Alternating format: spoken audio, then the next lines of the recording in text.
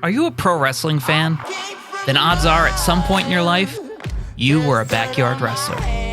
In this new series, I'm going to take you through how we came from this to this. It's a long story, covering nearly 2 decades.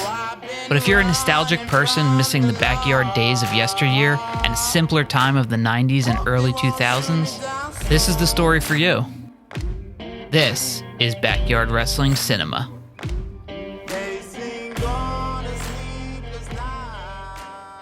Welcome to Backyard Wrestling Cinema Season 4, Episode 10. We're just days into the year 2003. On our last show, Tommy Thunder turned his back on the B4W, our wrestling promotion, and joined up with our rivals, the XWA, throwing our championship, the B4W title, in the garbage. Look at this crap right here. Look what I have here. Oh, it's just so convenient. Perfect home for that belt.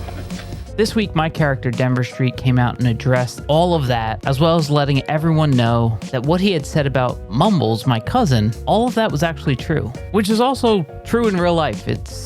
Mumbles was my real life cousin. We grew up right around the corner from each other, and the truth of it is the company, as it was, wouldn't exist without Mumbles. It was kind of a combination of his friends and my friends that all merged together when we started doing this TV show. And that's how I met Rico and Mr. Benjamins and TJ Money and Cobain and all those guys. And, you know, half our roster at this point was because of him. My cousin and I were the same age, so we grew up and, you know, we grew up together. We were literally around the corner. Obviously all holidays, but, you know, beyond the holidays, we would hang out, and we were always wrestling fans. So we decided to finally put this out there as part of the TV show, and it was supposed to be this fun angle because his character was Mumbles, who was this goofy character, and mine was this very serious wrestler. So the dichotomy between the two of us was supposed to make for good TV, and I'll leave that up to you whether it does or not. So first up, I gave Mumbles a non-title shot at the US champion, Homeboy Joe Slice. It was a competitive back and forth match, and Homeboy was really finding his groove as the US champion. It started to snow during the match. Now remember, this is January of 2003, and that day it was painfully cold, the kind of weather where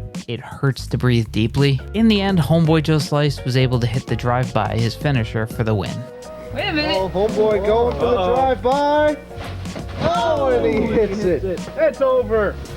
And the pin, 1, 2, 3. Next up, Rico DMF was challenging the hardcore champion, Minister Mark Moses, for the hardcore title. Rico uses the Kron here, which it was a spoof of the move that was used in Ready to Rumble. For whatever reason, the main character, his finisher was called the Crown, and it was a double axe, which is like, you know, in 2003, that was like considered nothing. It was a nothing move. Even in, I think, 2001 or 2000, the movie came out, and that was like a throwaway move. So nobody could quite figure out why that was this guy's finishing move. So Rico, when he was playing his crazy character, started spelling crown when he would go to do it, but he would spell without the W in it, so it became the Kron. In the end, Rico DMF would win the hardcore title. Oh, it's a free fall. The match is over. 1, 2, 3. Rico's won the match. Bobby Bowe was the XWA Canadian champion, and he was taking on Tommy Thunder, who had just joined the XWA last week. It was a quick match that saw Tommy Thunder win the Canadian title, and just like he did last week, he tossed that title in the garbage, which really seemed to piss off the XWA owner, Christian Greed. Just threw out the Canadian. The main event was up next, and at this time, it was fully snowing. Christian Greed once again brought up his frustration with Tommy Thunder throwing out the XWA title in the garbage. My cousin Mumbles and I teamed up for the first time. It was a rough match for me because at some point I hurt my knee. I mean, I was in shape back then, but the air was so cold, it was really hard to breathe. In the end, Christian Greed and TJ Money got the win after Tommy Thunder interfered a number of times on their behalf. Afterwards, Tommy Thunder beat the holy hell out of me, and I was just so hurt and exhausted from the match that I could barely sell it. It was a new side of Tommy Thunder and his character, one that we hadn't seen before. Hey, TJ Money counted. What the heck? They have just raped The B4W of its owner and his cousin, Mumble. Tommy Thunder is out of control. No one can stop him. He has that fallen look in his eye. He wants to destroy Denver Street. Denver Street has a bad wheel now. You're done!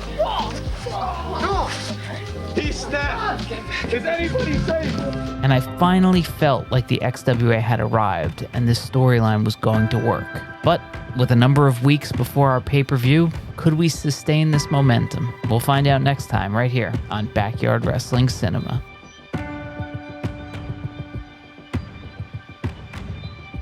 The mumbling crossface.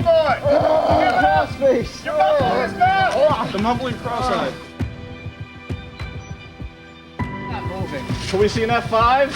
Not enough. The galactic drop. drop.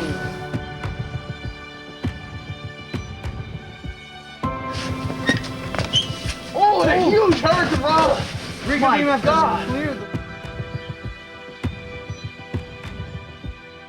Mumbles is blinking. Oh, they had a plan.